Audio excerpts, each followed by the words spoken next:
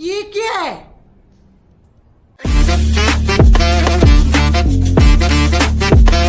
All right, so Barbie starring Margot Robbie, Ryan Gosling in lead roles finally theaters में आ चुकी है and its plot revolves around a stereotypical Barbie जिसको अचानक से dark thoughts आने लगते हैं about death and existential crisis. And to find out why that is, वो और केन बारबी लैंड से आ जाते हैं हमारे रियल वर्ल्ड में and the adventure begins.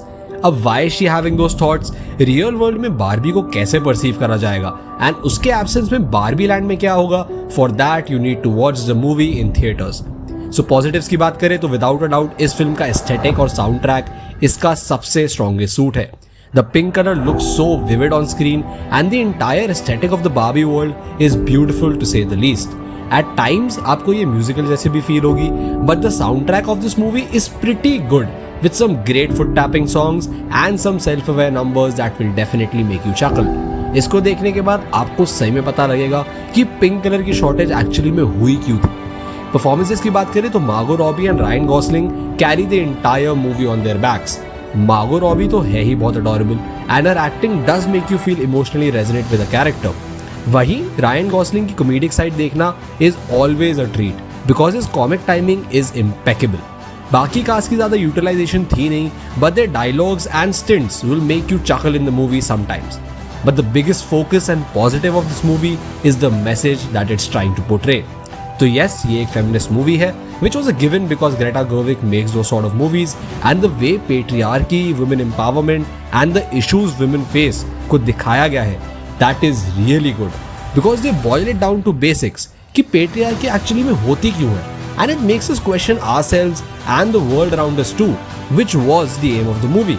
America Ferreira का एक बहुत अच्छा मोनोलॉग है इन बिटवीन द मूवी जो इन इश्यूज को काफी अच्छे से बताता है एंड उसके अलावा भी there are satirical and self aware moments which will make you gasp and chuckle at the same time and उन पार्ट्स में lies the fun of this movie.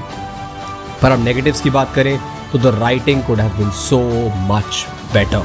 I mean जब ये इश्यूज डिस्कस हो रहे होते हैं तो कभी कभी तो दे एक्सप्लेन इट वेल, पर कभी कभी इट सीम्स लाइक फिलोसफी की बुक से एकदम ही कॉपी पेस्ट करके डायलॉग डाल दिया है, which makes it complicated and unrealistic. Because satire is one thing, पर you need to make the dialogues a bit natural for people to understand and connect to. Visual story telling से ज्यादा verbal story telling पर focus करा गया है, जिसकी वजह से most of the movie feels like an exposition.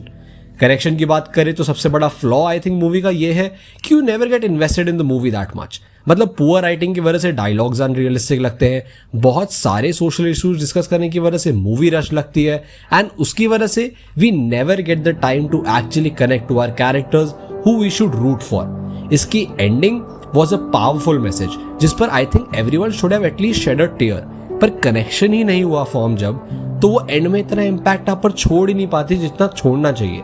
इतनी टैलेंटेड कास्ट एंड इतनी अच्छी डायरेक्टर के साथ this movie could have been so much more, पर unfortunately too many issues, not enough character investment and a non cohesive plot leads to its downfall. And despite the importance of this movie in the current time, I would rate it 2.5 out of 5.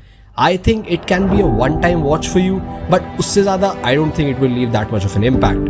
So, have you seen Barbie and what did you think about it? Comments में हमें ज़रूर बताएं. And we also reviewed these movies on the screen. You can check them out right here. And for more such reviews, smash that subscribe button and we'll see you next time.